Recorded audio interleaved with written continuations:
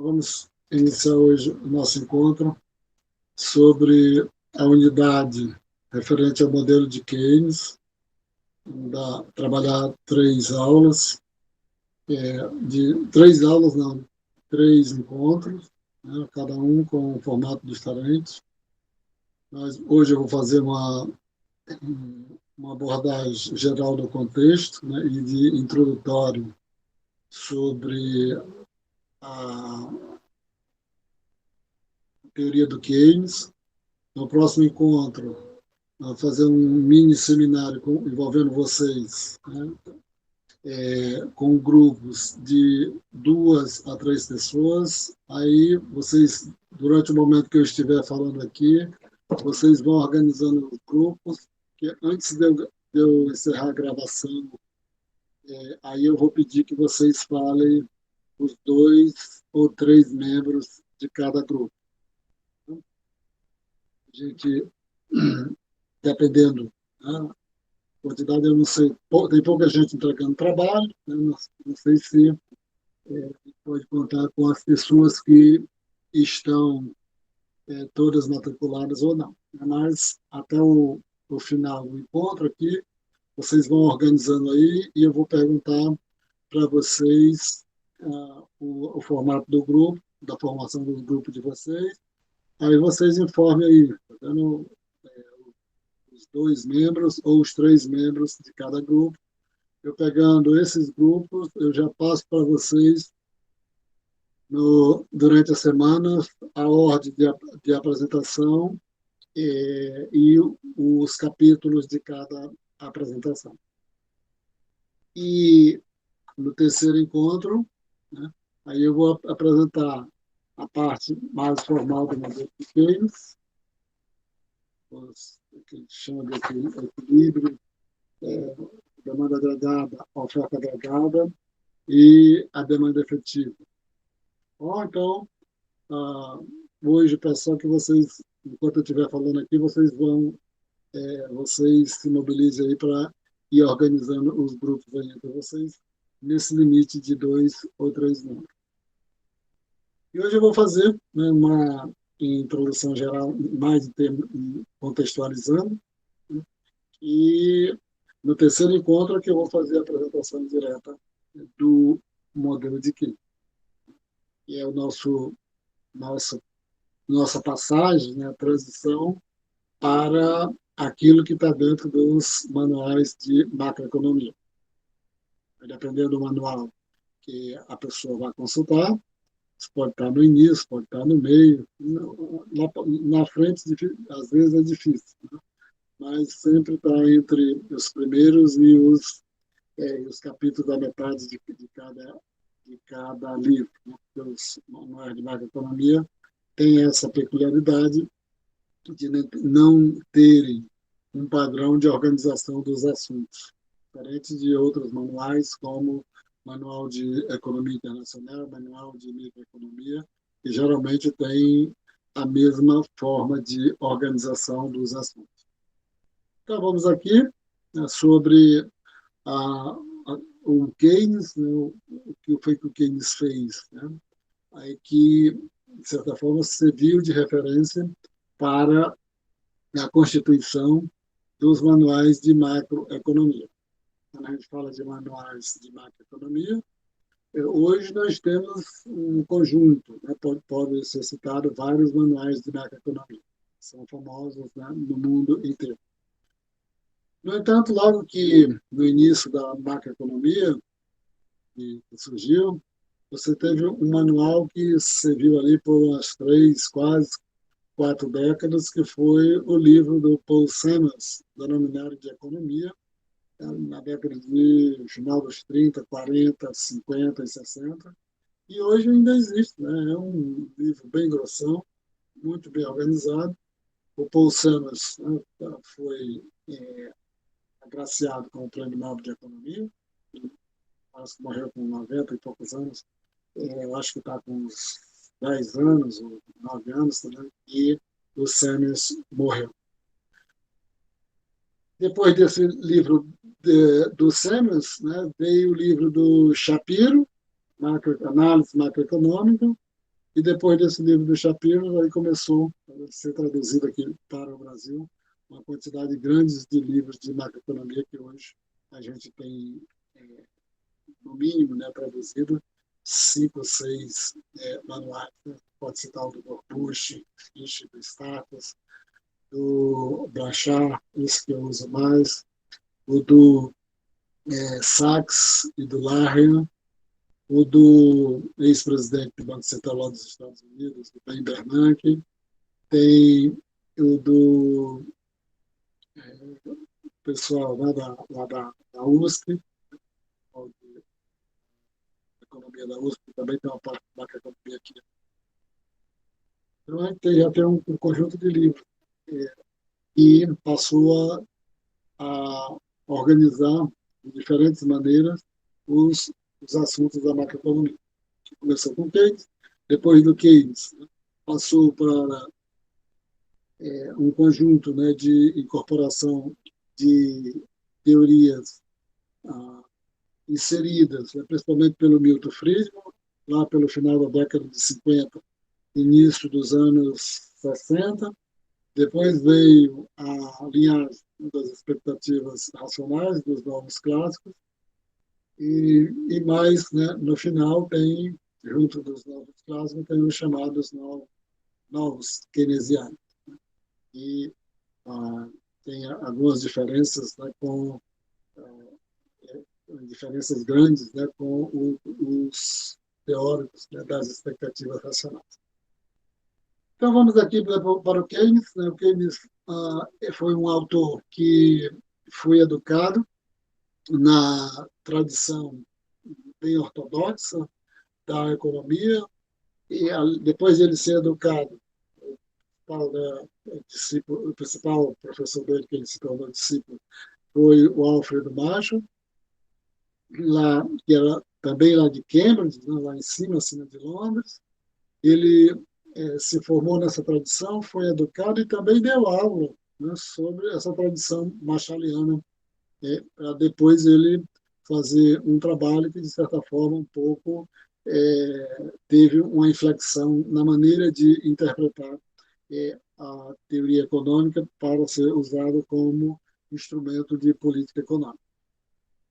E é interessante porque esse aspecto do Keynes, dessa tradição, é que se, até quando ele publicou o livro, em 1936, e não havia essa divisão de macroeconomia e microeconomia, era apenas, né, estudava-se economia propriamente dito, sem essa divisão. Quando ele passou a introduzir os conceitos, né, de oferta agregada, demanda efetiva, etc., né, aí passou a ter essa divisão de macroeconomia e microeconomia. Então, a gente pode até dizer o seguinte, né, que se é possível, em alguns temas, algumas discussões, é possível você abordar só a partir da macro ou só a partir da micro, se antes, né, principalmente com a parte mais constitutiva, né, da economia como ela é hoje, organizada pelo Marshall, se é possível você fazer essa divisão em alguns temas. Geralmente, dependendo a área que a pessoa trabalha, se é um trabalho, né, de direção, se você trabalha numa organização, você trabalha na parte de direção, na parte de liderança, dificilmente você vai usar só uma área, né, da economia, macro ou micro. Se você pegar hoje todos esses grandes autores de livros, de manuais de economia, eles têm um destaque em alguma área. Além de ser professor, o Blanchard, no caso, eu já falei aqui, ele é, foi por muito tempo diretor do FMI, por uns 4 anos ou 5 anos, e você pegar no campo da microeconomia, né, o Warren, ele hoje é o diretor de uma grande multinacional. E você, para ser um diretor de uma grande multinacional, evidentemente que não tem como você estar lá e lidar com as orientações gerais de planejamento de organização de uma empresa, né, de uma grande multinacional dessa, trabalhando só a partir da microeconomia. Então, esse é um ponto. O Keynes nasceu em 1883, interessante, no mesmo ano que nasceu um grande teórico também da economia, vamos dizer assim, talvez, né, dois possa ser considerado, não sei se é do mesmo patamar, mas foi um grande teórico que foi o Schumpeter, que nasceu também em 1883. Os primeiros trabalhos do Keynes foi em 1909, 1910, então, não sei o título do trabalho propriamente dito, mas me parece que era pouco quando ele estava saindo dessa área de filosofia e de matemática, que parece que foi sobre probabilidade. Depois, ele escreveu um livro que se tornou, teve uma influência muito grande, um best-seller, logo depois da Segunda Guerra Mundial, porque ele ficou muito contrariado com as pesadas sanções que foram impostas à Alemanha. E, segundo ele, essas sanções iriam destruir completamente a economia alemã e impediria da própria Alemanha pagar as multas, né, as penalidades que estavam sendo impostas. Então, ele participou das negociações, né, do Tratado de Versalhes e depois não saiu como ele queria, né, ele foi como assessor, né, do representante, chefe da delegação da França para a negociação do Tratado de Versalhes, e quando saiu ele escreveu esse livro que tem traduzido para o português e se tornou um grande best-seller lá ali na década de 20, que é As Consequências Econômicas da Paz.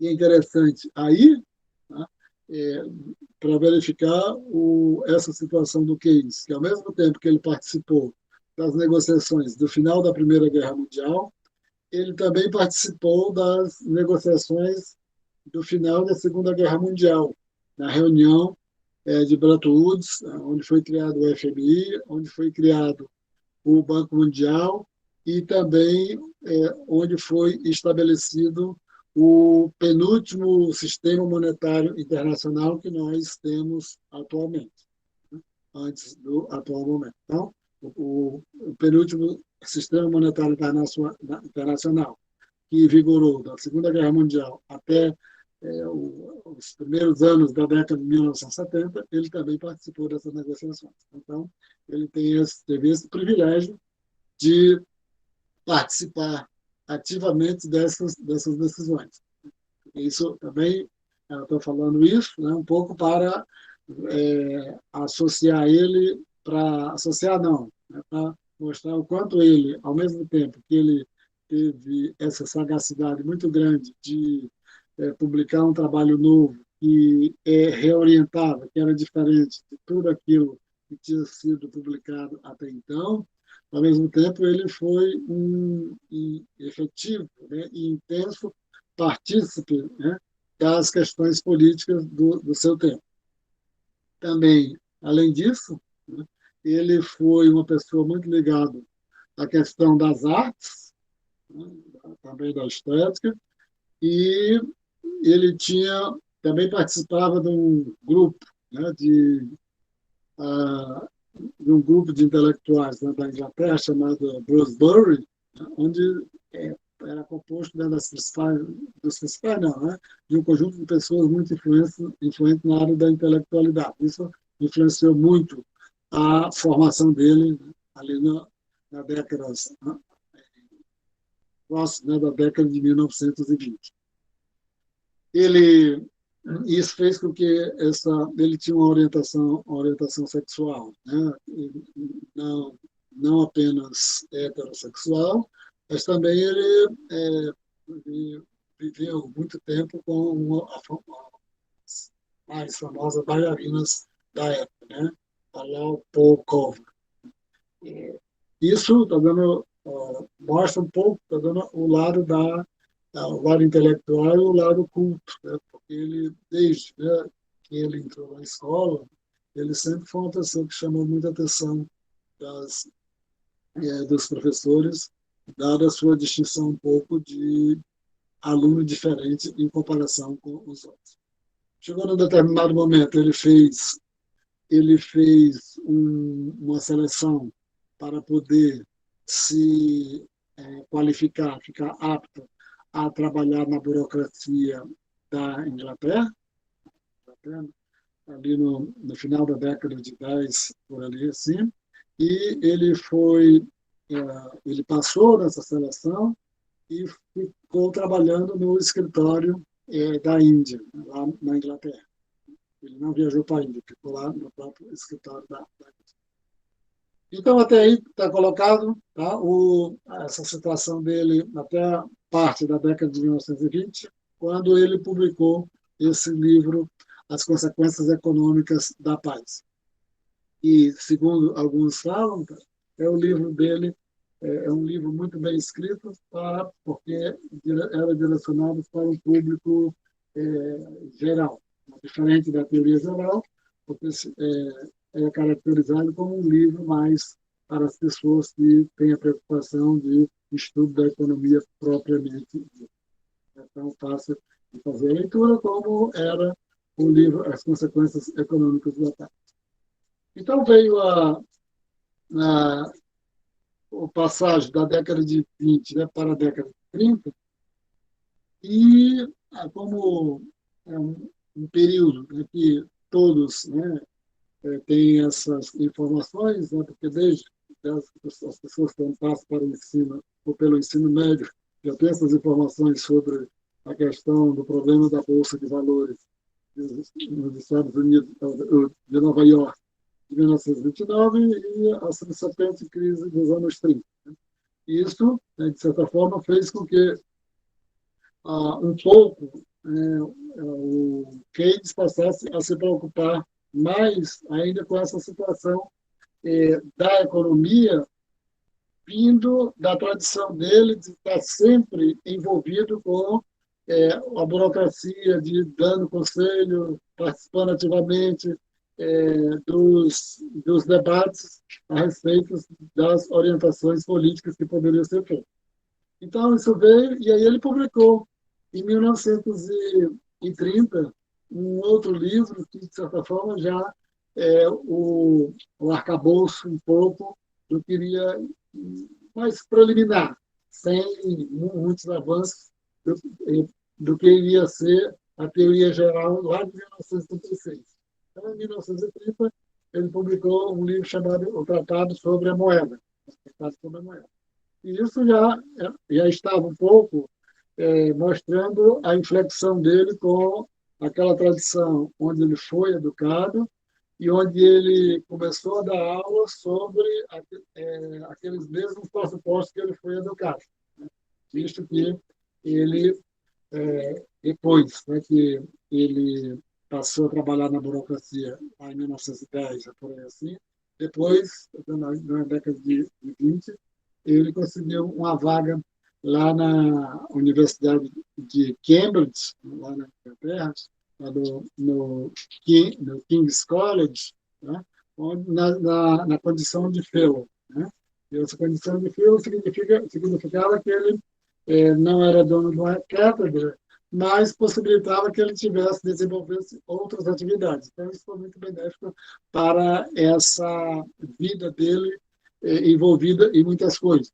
E, a propósito, né, envolvido em muitas coisas, ele também teve muito sucesso como um economista de gerenciamento da riqueza dos outros, principalmente riqueza de outras instituições, como instituições educacionais ou outros tipos empresariais, e ele conseguiu um sucesso muito grande nesse trabalho. Né? Inclusive, ele também se destacou por ter ganho muito dinheiro, né, gerindo os seus próprios recursos na Bolsa de Valores, etc.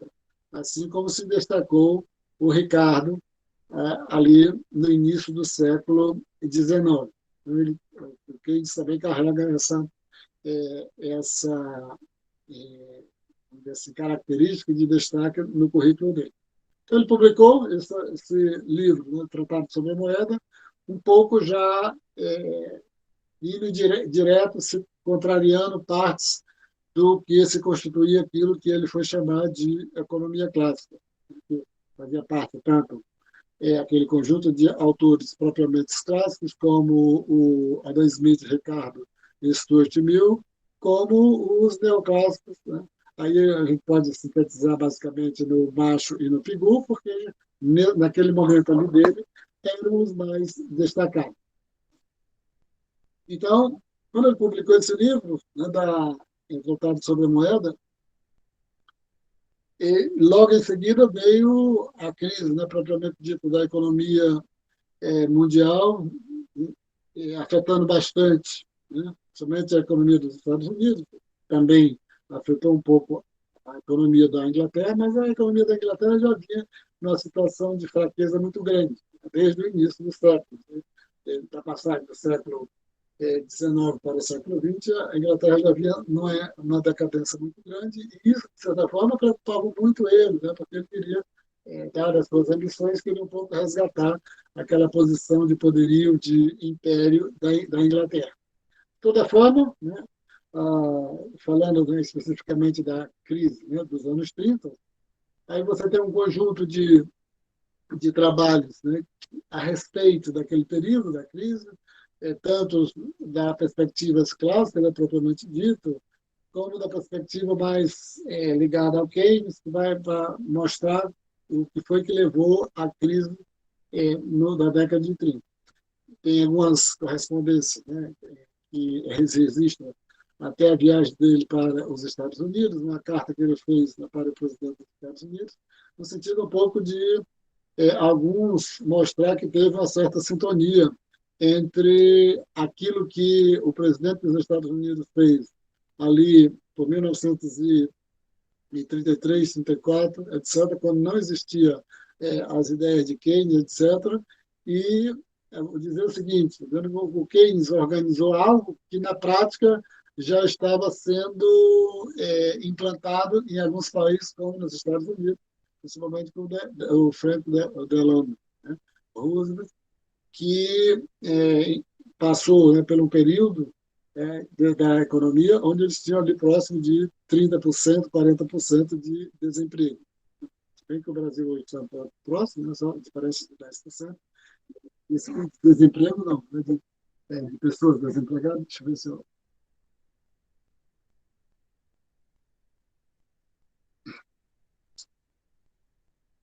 E o presidente dos Estados Unidos, a plataforma dele de eleição foi bastante convencional, mas quando ele chegou, né, assumiu o governo, ele implantou uma política totalmente diferente daquilo que ele tinha utilizado como estratégias para o processo de eleição.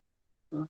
E essa daí é interessante, né, porque as pessoas vão fazer um pouco esse diálogo entre o quanto, né, ajudou o Keynes a organizar um pouco as suas ideias, aquilo que os governos fizeram, realizaram num período antes dele ter publicado o seu livro. Feito isso, né, tendo essa crise ali na década de 30, e ele tendo publicado o seu livro ali em 1976, né, A Teoria Geral do Emprego, do Juro e da Moeda, e que, eu vou só passar aqui, que é o único que eu vou colocar aqui, que alguns, né, vão resumir, nessa expressão, né, de um único conceito, o princípio da demanda afetiva. Outros, com uma certa orientação um pouco diferente, a economia monetária da produção. Isso é interessante, né, porque ah, toda vez que você vai fazer uma associação com o trabalho de Keynes, é interessante você verificar uma forma mais simples de se sintetizar, né, de resumir qual é a orientação geral, para dizer o seguinte: a obra do Keynes estava preocupada essencialmente de explicar a realidade, de intervir na realidade a partir desse arcabouço teórico, a partir dessa estrutura analítica. O que a pessoa pode fazer, pode utilizar, né? É uma teoria, né? Denominada do princípio da demanda efetiva, ou é uma teoria denominada de economia monetária da produção. Ou, se a gente voltar aqui, também, né, pode se referir também ao livro, né? O próprio título do livro, que geralmente, né, tem duas coisas que é mais difícil quem escreve um trabalho, tem duas coisas mais difíceis de fazer, que sempre as pessoas, né, quando a gente vai para essa questão de metodologia, vai conversar com as pessoas que dão orientação, e realmente duas coisas que dependem de muita criatividade, que é o título do trabalho e a introdução, né? Ou a introdução e o título do trabalho. Porque os dois têm de. A introdução até não é porque você tem um certo espaço ali, tá vendo? Uma página e meia ou duas páginas para fazer uma introdução, até que dá para a pessoa ir construindo, fazendo algumas costuras para dar uma ideia do trabalho. Mas encontrar um título bem feito, bem organizado, é uma tarefa muito difícil. Mas esse título grande aí, né? A teoria geral do emprego, do juro da moeda, já é outra forma de da pessoa pensar, tá vendo, o que é o trabalho que foi esse livro do Keynes, que passou a ser referência para a macroeconomia, e tudo que você passou a fazer depois foi um pouco dialogando com este trabalho. É muito controverso, né, por uma série de razões, porque ele era uma pessoa meio ambiciosa de tentar resolver a situação da economia, e dado que você tinha problemas ali políticos, né, entre já a questão do mundo ocidental e o mundo oriental, e ele era vamos dizer assim, um opositor muito grande ali junto com o establishment britânico, né, da União Soviética, também das ideias de Marx, né, um opositor muito ferrenho, e vai dizer o seguinte, né, que o que nós devemos fazer para evitar isso que aconteceu aqui na década de 1930, um pouco para dar um rumo mais organizado à economia de mercado que ele achava muito é, um defensor, né, muito grande. No entanto, ele não usava as mesmas perspectivas, né, dos atores que ele tinha sido é, discípulo até então. Então, essa é um pouco a base do trabalho dele. E como é que a gente pode dizer assim? Primeira coisa que a gente pode dizer que é a teoria geral. Teoria geral quer dizer o que para o livro dele a respeito da contraposição, a respeito da inflexão que ele fez. O que a gente viu anteriormente, né, que os economistas clássicos, considerando clássico aí todo mundo que antes do antes de Keynes, né, eles não trabalhavam com uma ideia, tá vendo, de desemprego. Tá? O, para eles, o comum era, tá? Para eles, o comum era você ter o equilíbrio sempre no pleno emprego. E aí ele vai dizer o seguinte, né? A teoria geral aí que ele diz, né, que ele vai dizer, se eu fazer uma certa simplificação muito grande, ele vai dizer o seguinte, tá?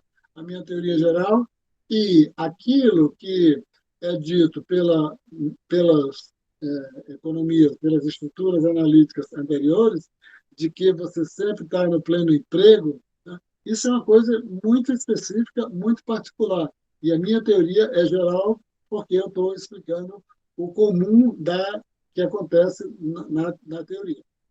E uma coisa que chama atenção aí, que é um desafio para esses modelos, essas explicações muito grandes, né? Vamos dizer assim, muito amplas. Que você dá uma explicação bastante geral, né, como era dado pelos clássicos, de que sempre você tinha o equilíbrio no pleno emprego, e ele vai dizer o seguinte, né? O que eu vou explicar aqui, eu vou tentar fazer uma teoria aqui, que se aproxime mais da realidade. Né? Isso é uma coisa que ele um pouco vai insistir muito. Né? Da mesma forma que o Schumpeter também insistia muito nessa questão de também era muito ambicioso o Schumpeter, e sempre dizia, eu quero fazer algo, já que nós estamos defendendo determinado tipo de economia, e nós precisamos fazer algo que seja mais próximo da realidade, que não seja tão distante. Ele disse, a minha teoria geral vai mostrar que desemprego sempre existe, desemprego sempre existe, e que o equilíbrio vai acontecer, pode acontecer o equilíbrio, mas não necessariamente no ponto de pleno emprego. Tá? Porque nessa diferença aí que ele que para os clássicos anteriores você não tinha o desemprego involuntário, você tinha só o desemprego voluntário e os trabalhadores, né, aquelas pessoas que vão procurar viver do trabalho, eles estariam desempregados porque não, muitos porque não aceitavam se empregar com aquele salário que estava sendo oferecido. Então, sempre que tinha alguém desempregado, era porque era um desemprego voluntário.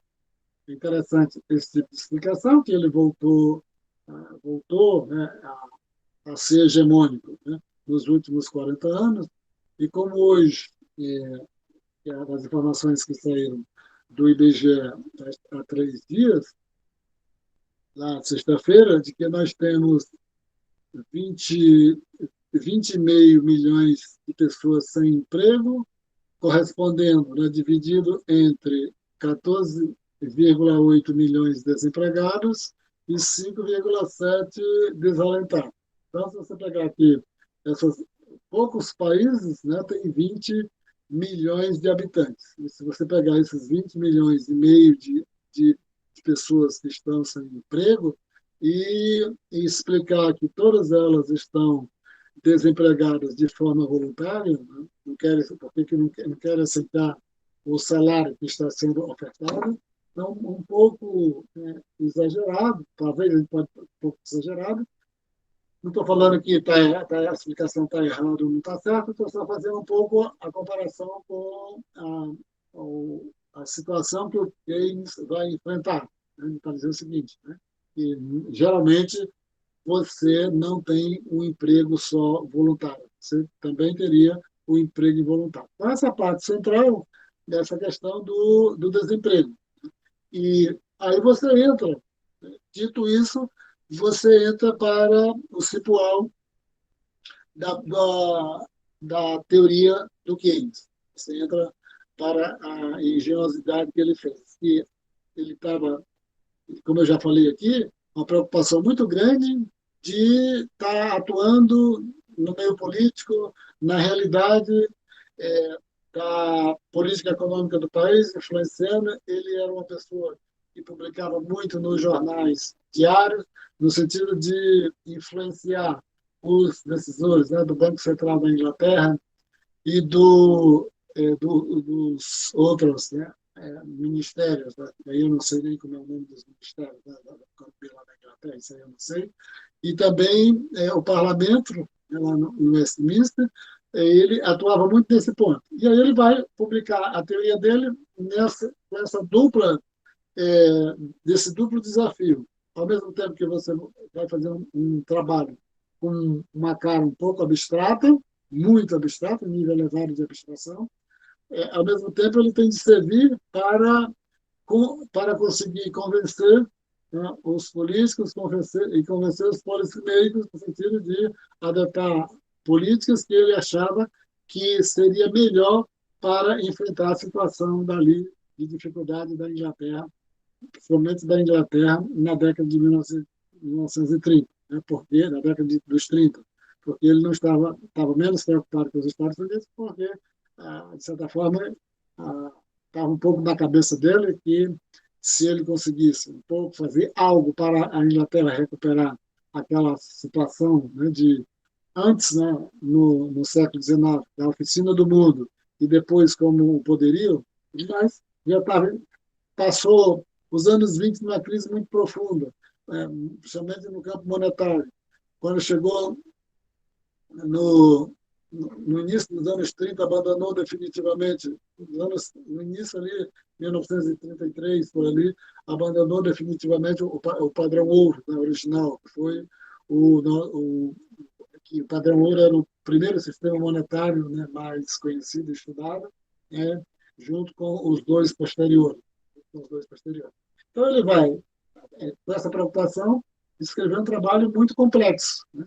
E ele sempre foi, tá vendo, muito criticado por essa forma de ele, a partir de um determinado momento, ele se posicionar criticamente frente aos seus professores, né, aos seus mestres, e no sentido de tentar ter outra reorientação. Então, quando ele publicou o Tratado da Moeda, ali em 1930, ele, o, o Hayek já tinha sido encomendado e enviado, né, lá da Áustria, né, pelo Mises, já tinha, em parceria com a, os professores que eram muito oposição ao Keynes lá em Londres, na London School of Economics. O Hayek já estava instalado lá, e quando ele publicou o Tratado da Moeda em 1930, né, ele incorporou até sugestões, né, das críticas feitas pelo Hayek, né, e um conjunto de outros grandes professores que eram seus auxiliares lá em cima, lá em Cambridge. Então, você tinha esse grupo lá em cima em Cambridge, e lá embaixo, em Londres, você tinha um quartel-general de um conjunto lá de professores, né? E os da Inglaterra mesmo, hoje você lembra de alguns poucos, né? Mas o que mais, né, é lembrado e é conhecido que foi a vinda, né, do Hayek, né, lá da London School of Economics, exclusivamente para se contrapor ao Keynes ali a partir da década de 1930. E nesse duplo trabalho dele, né, de tanto para atuar no campo concreto, real, e no campo abstrato da teoria econômica, ele dava conta porque ele tinha uma formação muito boa, né, na área de filosofia, na área abstrata, e isso fazia com que ele incorporasse somente na figura dele, tá vendo, um bom advisor, né, um bom assessor político e um assessor econômico, porque você, para ocupar essa posição, você tem de ter muitas ideias, ser muito criativo, tá? E, ao mesmo tempo, combinando na parte muito abstrata de organização, de interpretação, com o que se deve fazer concretamente. Então, isso é uma,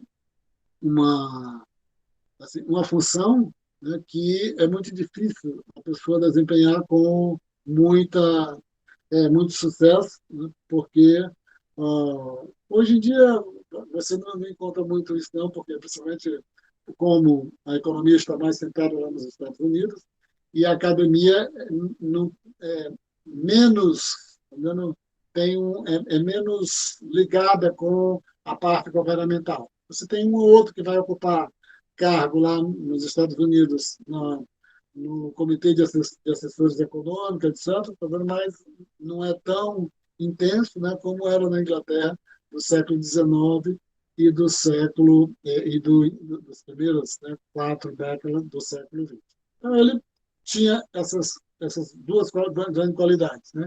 Ser um excelente intelectual no campo da abstração, mas, ao mesmo tempo, soube atuar muito eficazmente, né, no campo concreto, a ponto, né, de, até na parte mais específica, onde você encontra muita pessoa que se destaca hoje em dia, que é gerir dinheiro do zero. Então, ele foi, né, para publicar o livro dele, né, essa teoria geral do emprego, do juro e da moeda, com esse grande desafio. Ao mesmo tempo de pegar a porrada do campo da academia, do campo teórico, e, ao mesmo tempo, tentar servir de base de auxílio, né, para os governos elaborarem políticas ao longo do tempo, né, ao longo e foi fazendo uma certa, vamos dizer assim, abreviação, um pouco para frente, né, que teve um sucesso extraordinário, né, ali da década de 40 até meados da década de 70. Então, o keynesianismo, né, vamos dizer assim, um sucesso absoluto, e depois foi vencido, né, foi superado, né, pela realidade, foi superado por outras abordagens que hoje, né, continuam esse embate, mas que não tem tanto aquela influência e aquele glamour que teve, né, até meados da década de 1970. E, por ironia do destino, quando ele perdeu essa hegemonia e foi um pouco ultrapassado, né, nesse período aí, do final dos anos 40 até meados dos anos 70, né, é considerado o período de maior sucesso, né, da economia ocidental. Isso é interessante, porque depois disso a realidade entrou dentro de um certo parafuso que ninguém consegue mais estabelecer uma maneira de gerir, uma maneira de organizar essa economia ocidental, no sentido dela ter uma certa estabilidade de desempenho econômico por um período tão permanente como foi o período da Segunda Guerra Mundial, chamado, né, por até alguns autores, né, da própria Inglaterra, de os anos de ouro, né, do capitalismo. Aí, voltando, né, para a questão, além da teoria geral, da teoria geral, né, o geral, o que significa? O geral, que já é uma forma de você explicar. Assim, como é que você entra dentro dessa misteriosa livro, né, que combina essa, esse lado um pouco de ser destinado à academia, mas combina esse lado abstrato, teórico, acadêmico, com a utilidade de ser útil dando para explicar como os governos deveriam se orientar. Como é que você entra nisso? Né? Já falei que o corte aí é a questão do desemprego, né? Dele dizer o seguinte: pô, tudo que vinha fazendo até agora, não estou entrando aqui nos méritos, né, da questão da queda da Bolsa de 1929, etc., porque aí depende a simpatia que as pessoas têm do livro que você vai pegar, do livro que você vai utilizar, etc., mas ele estava nesse contexto. Né? Então, você agora tem, se você pegar o caso dos Estados Unidos, você tem aí a taxa de desemprego de 30% a 40%, o que se deve fazer? Significa que você não tem só essa condição de desemprego voluntário, você tem desemprego voluntário, que, para mim, essa é a situação que permanece, essa situação que, de certa forma, caracteriza a economia capitalista. Dito isso, né, aí ele vai dizer o seguinte: o que a economia anterior dizia para resolver essa situação?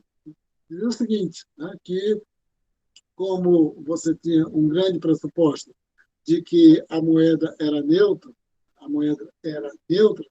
o seguinte: os governos não podem fazer muita coisa e tudo, porque a economia vai se reajustar no futuro aí, pode ser no médio ou no longo prazo. E aí tem aquela frase dele, que é atribuída a ele, eu não sei se ele falou ou não, e se preocupar com o futuro, né? No futuro nós todos estaremos mortos, mas, de certa forma, ele vai dizer o seguinte, né? Para fazer esse reajuste, a economia pode se reajustar. E a gente vai ver quando estiver fazendo a apresentação, né, do modelo propriamente dito, como é que ele dizia da dificuldade de você fazer isso. A economia pode se reajustar, mas só ao custo, né, de um desemprego e uma recessão brutal, brutal. E estava ali naquele momento, naquela época e tudo. Né? Porque se a gente falasse isso hoje, né, no caso do Brasil, a gente poderia estar dizendo que a nossa economia estaria se ajustando. Nós estamos quantidade tão grande de anos, né? Uma taxa de desemprego muito grande e também, né, crescendo muito baixo. Se a gente falasse naquela época do Keynes, seria uma maneira de reajustar a economia para que ela retomasse o crescimento. Desde que a economia capitalista, independente de qualquer coisa, em algum momento ela vai ter uma retomada do crescimento, porque isso é inerente, né? É inato da economia de mercado. Né? Pode passar muito tempo sem crescimento, mas em algum momento ela vai voltar a crescer. E aí ele dizia o seguinte: para isso acontecer, para ser recuperado, para retomar a economia, ela se ajustar unicamente pelos os mecanismos automáticos e estabilizadores de mercado, isso traz um custo muito grande para para a sociedade, tanto em forma da recessão, uma queda muito grande do produto, como no aumento muito grande da taxa de desemprego. E isso ali, naquele momento, foi muito favorável para ele, no, ali no meados da segunda metade da década de 30 e início e durante a Segunda Guerra Mundial, porque todo mundo estava passando por isso, né? Com exceção dos Estados Unidos, que estavam numa situação razoável, confortável, regular, não tão boa, porque não estava na guerra e, ao mesmo tempo, estava fornecendo material, né, para quem estava lutando na guerra.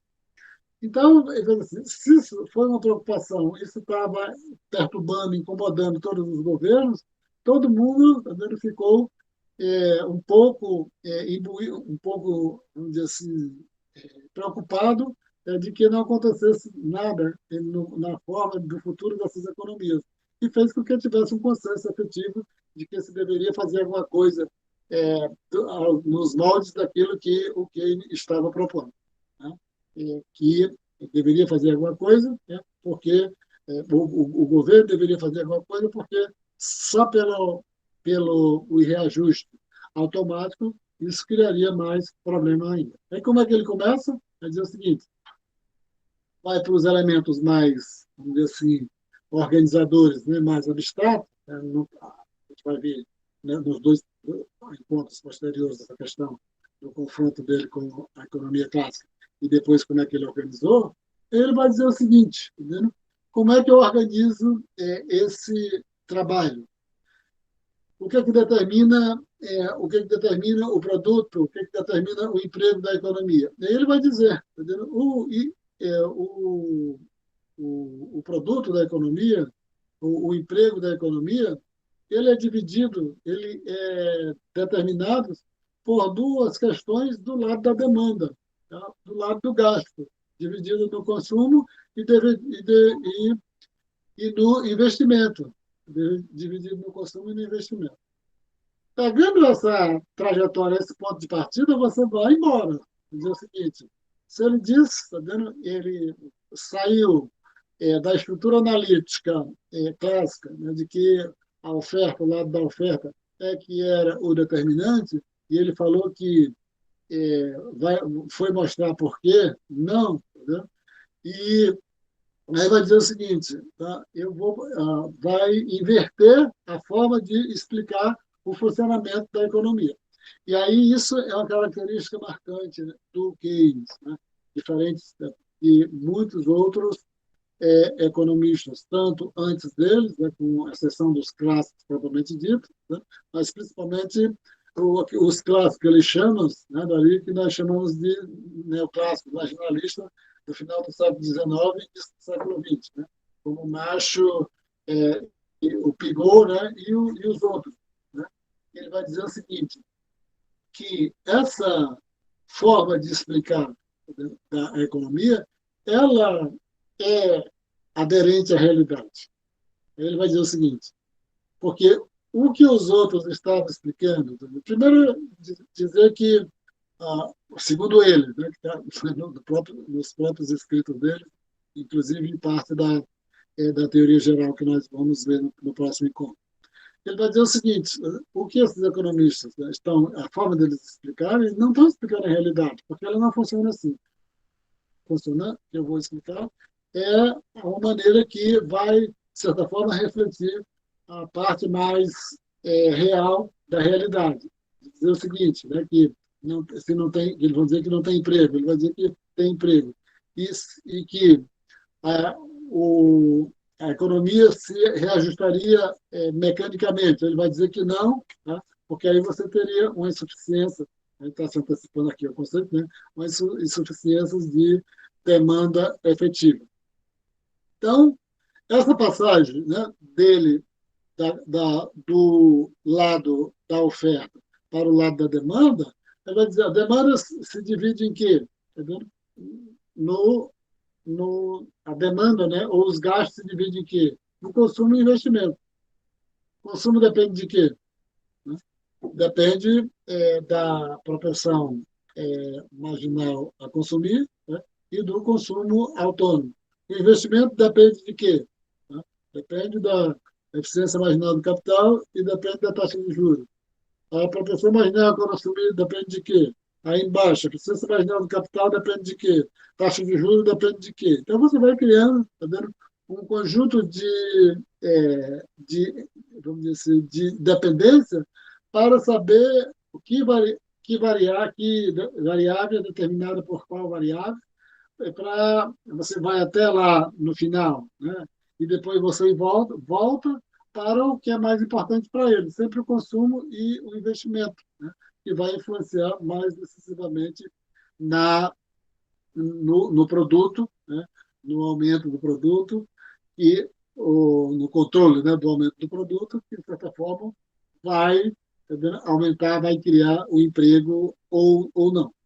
Então, é essa estratégia, né, feita, né, pelo Keynes, que, de certa forma, organiza um pouco o pensamento dele e ele se posiciona, né, como a pessoa que construiu, fez uma inflexão, tá, em todo o trabalho acadêmico, em todo o trabalho teórico da economia, e que tudo o que passou a ser feito, passou a ser produzido a partir da publicação do livro dele, passou a ou ser contra, a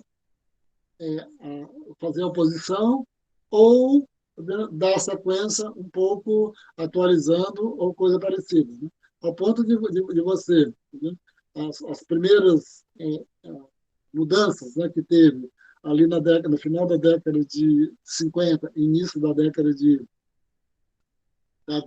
60, né, quando, primeiro, quando pegou uma situação concreta e real que ainda estava dentro do arcabouço keynesiano, que era a curva de Phillips original. Né? Então, quando passou a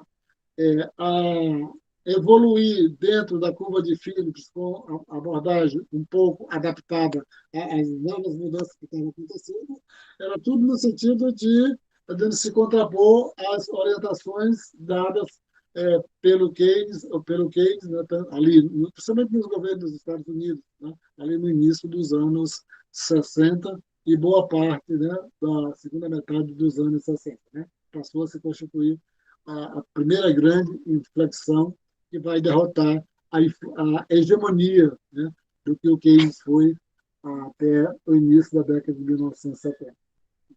Nesse sentido, né, tudo o que foi feito posteriormente foi feito um pouco para superar não no sentido que na teoria econômica não é a ideia não é superar, porque as teorias, né, vão evoluindo e vai sendo mantida as anteriores.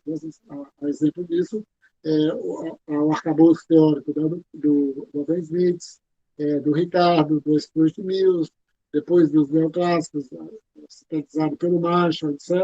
Então, mesmo que você tenha as atualizações mais recentes, mas aquilo que vem anteriormente sempre tem um diálogo, sempre tem uma conversa é, com as abordagens, né, com as vertentes teóricas anteriores.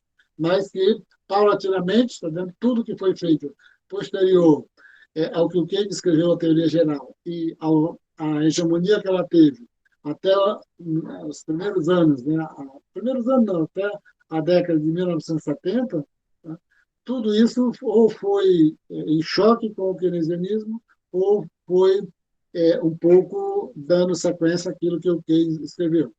E aí, se você pegar a forma que é organizada hoje os livros de macroeconomia, né, boa parte desses autores ainda são denominados, né, a denominação mais recente, né, do keynesianismo, que são chamados de novos keynesianos.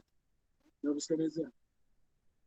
Tem uma vertente keynesiana, tá vendo, que tem pouca influência dentro dos manuais, ele não chega nos manuais, mas você tem duas vertentes. Né? Mas quase todos esses manuais, com exceção do Mank, né? Que o Mank tem um certo pé no keynesianismo, mas é um pouco mais frouxo, né? Diferente dos demais que são mais ecléticos. Então é isso que a gente vai ver, tá vendo? E a gente vai fazer os grupos para que a partir da manhã, né, eu vá colocando a ordem de apresentação e os temas onde cada um dos grupos vai apresentar, tá, no nosso próximo encontro. Tá? Vocês já fizeram aí os grupos, por favor? É no mínimo de duas pessoas e no máximo de três. Vocês podem informar verbalmente aqui que está sendo gravado, a gente já fica com ele gravado aqui.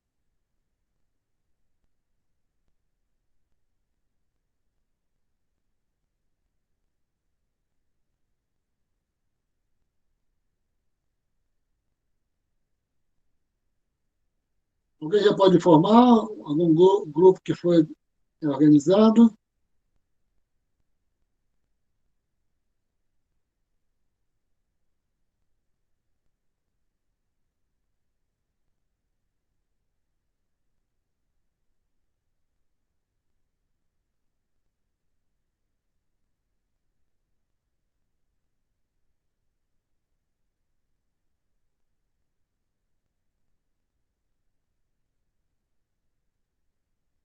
Vocês não coloquem no chat, porque eu não estou acessando o chat, tá bom?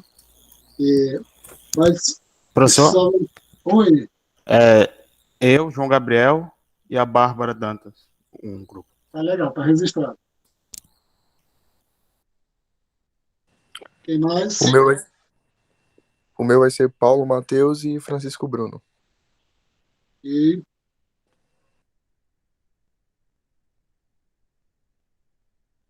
vamos lá, rapidamente, só para eu poder eh, para eu encerrar a gravação, por favor. Alguém pode formar a cabeça de grupo aí e depois é só incorporar outros, né?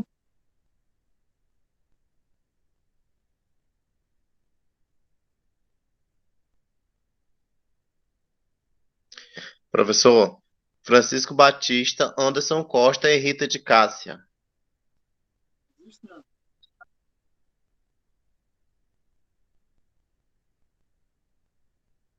Agora, por favor, para não ficar muito tempo. Eu ainda não tenho grupo, se alguém quiser fazer comigo.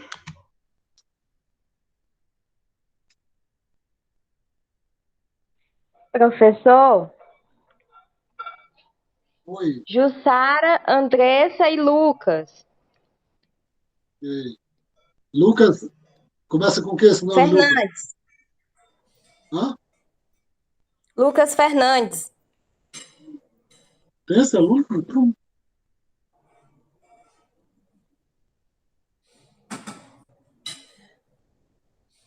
tá, quem mais?